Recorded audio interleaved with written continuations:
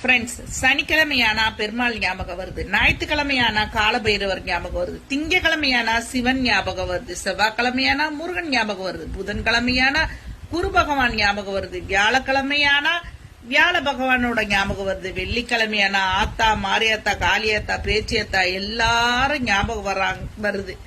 நம்ம ரொம்ப பக்தி பரவசத்துல இருக்கிறோமா?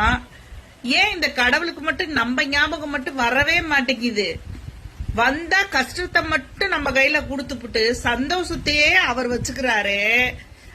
நம்ம மட்டும் வாரம் முழுசும் ஒவ்வொரு கடவுளா நினைச்சிட்டு உட்காந்துருக்கோம். கடவுளே, இனிமேல எங்களை நினைக்கும் போது எங்களுக்கும் கொஞ்சோண்டு உங்களை மாதிரி சந்தோஷம் கொடுக்கணும்னு நினைங்க கடவுளே. எங்களை பத்தியும் கொஞ்சம் நினைங்க கடவுளே, நினைங்க. ஆமா தானே ஃப்ரெண்ட்ஸ்? உங்களுக்கு இதே மாதிரிலாம் யோசிச்சிருக்கீங்களா ஃப்ரெண்ட்ஸ்? நம்ம கடவுளை நினைக்கிறோம், கடவுள் நம்மள நினைக்கிறாரான்னு எப்பயாவது நீங்க யோசிச்சிருக்கீங்களா ஃப்ரெண்ட்ஸ்? யோசிங்க ஃப்ரெண்ட்ஸ் நீங்களும்.